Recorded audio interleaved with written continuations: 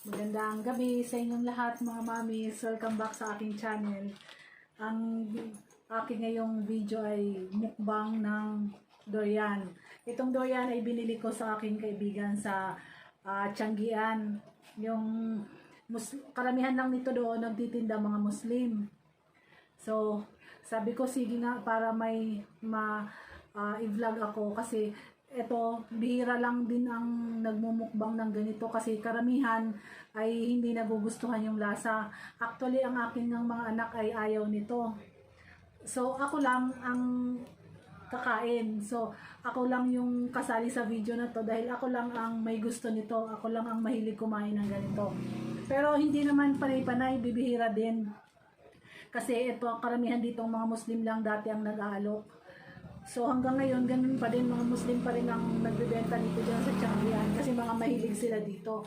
Actually, itong klase ng prutas ay based sa na-research ko na ibinaban pala ito sa ibang mga bansa, lalo pag ikaw ay sasakay ng bus o kung anong klaseng public transportation kasi sa kanyang amoy nga. Parang hindi, ito ay kumbaga pinagbabawal ng mahigpit ng mga transportation sa ibang bansa.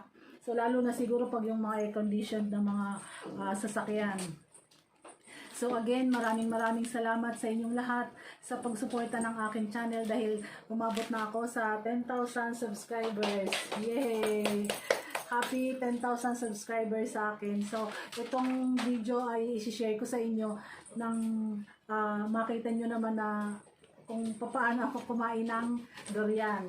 So, ayan, gagamit ako nito ng gloves para mabuksan ko itong durian dahil matinik. So kailangan meron tayo ng ganito. Ito actually hindi pag-aano, dapat ganito. Kaya lang di ko makita yung isang kapares nito eh. So ayan, overripe na nga ito dahil ilang days na to, parang 5 days na to sa akin, hindi ko pa magawa-gawang i-video kasi busy, maraming ginagawa, maraming inaasikaso, kagaya ng aking Max Glow, marami ang nagpipick up. So, ngayon ko lang na ito na asikaso, ngayon ko din lang makakain. Ayan, ganyan, bibiyakin lang natin. Actually, pag hinog na siya, kusa na siyang may kumbaga sa Bisaya, may giya, meron na siyang line. Kusa nang bumibiyak dun sa pagkakahinog niya, dun sa linya niya. Ayan kung makikita nyo. Ayan, ito ang laki. So, dito, may mga linya na siya. O yan, kusa nang nalalaglag kasi nga overripe na. Dahil natagalan ako bago ko may-video ito. Ayan, maganda siya kasi malalaki. Malalaki yung kanyang So, ayan, nabiyak na natin yung ating durian. Ayan, So, pwede na nating tanggalin sa kanyang shell. Katulad nito, tingnan nyo, isang piraso lang ang niya. Ay, wala pa nga eh. Dito lang siya, andito lang. So, dahil tayo ay mag-i-start na, right? Ito, medyo matigas pa.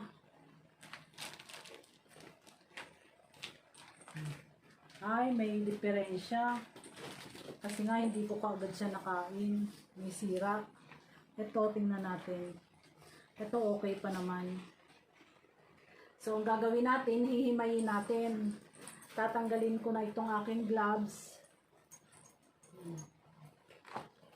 Gagamit tayo ngayon ng ito, plastic gloves para diretso kain na. Yan. Dapat kanina dala-dala namin to eh. Dapat papark kami somewhere na tahimik, yung maganda ang paligid. Kaso hinapon kami ni Pen pag-deliver ng aming Max Glow. Inabot kami ng hapon. Kaya hindi na kami nakapag mukbang sa kalsada o kaya dun sa tatabi lang sana kami saglit tapos dun kami kakain para makakain sana si Pen kasi kapapasok lang nun ngayon dahil nagkasakit, mahilig kasi magpaulan kahit sinasabihan ko ng Oh, mag-ano ka, magpayong kay naulan. Konti lang naman. Oh, di, na konti siya. Kala ko COVID na. So, ayan, dahil meron na tayong plastic gloves, yan, hihimayin na natin. Ayan, oh, ang lalaki mga mamis. Ayan. Ano, kain tayo. Saluhan nyo ako dito sa ating pinakamasarap na durian. Karamihan ito nasa Davao.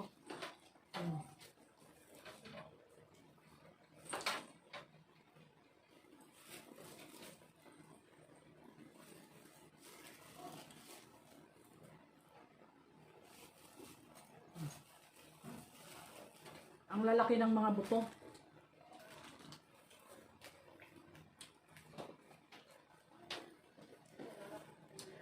Sabi ko kailangan ngayon na ako makapag-mukbang nito dahil makapag-video nito dahil pagkabukas pa wala, hindi ko na mapakinabangan to. Eh buti sana kung mura. Diba kasi ito hindi dito pangkaraniwan sa atin. Sa Davao pangkaraniwan to, pero dito sa syudad, dito sa amin sa 13, bibihirang fruit stand ang nagbebenta nito.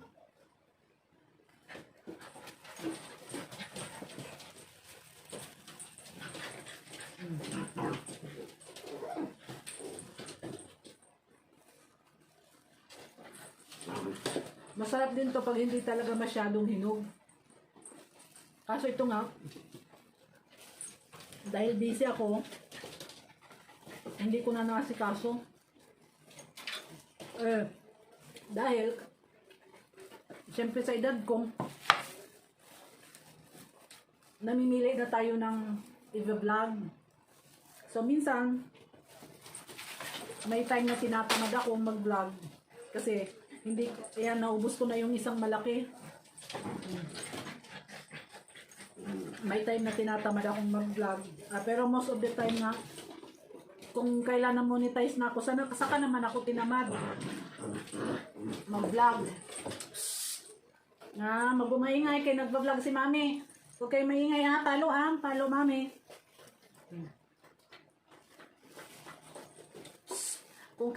Kung kailan naman ako na monetize, saka naman tuloy ako tinamad. Buti na lang, yung iba kong video nag-click.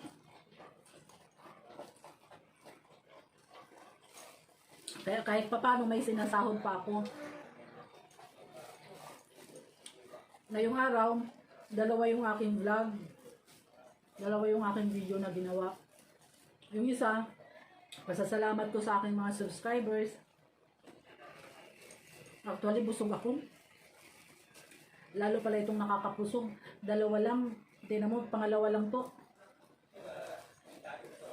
Busog na ako.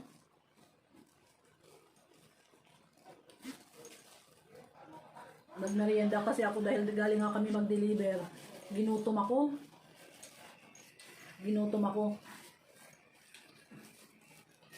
Pag nagdadrive ako, tapos pahintuhin to. Di-deliver, kakarga, di-deliver, da-drive, gano'n, papark, ganyan. Napapagod ako. Kaya pagdating ko dito parang hayok na hayok ako. Hayok na hayok ako sa pagkain. Gutom ako tuwing nadating ako dito. Kaya kanina pagdating ko, nagkape, kumain ng kanin. Yun ang hapunan ko. Tapos uminom ng kape, ng tsaa. Tapos, pakakain ng kanin, kumain ng chichirya, o tapos ito, kaya parang sinikadan ang tiyan ko. Parang inanuhan, nabutiran. Kaya hanggang dalawa lang yatang makakain ko ah.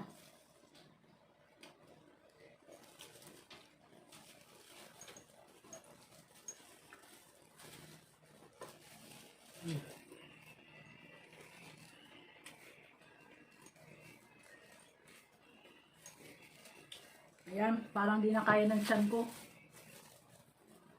Hindi na kaya ng aking tiyan. Ayan, hanggang sa susunod mga mamis. Maraming salamat uli sa pagsama niyo ulit sa akin. Maraming salamat sa sumusubaybay ng aking mga video, sa sumusuporta ng aking channel. Hanggang sa susunod mga mamis. Bye-bye. Maraming salamat po. Bye-bye.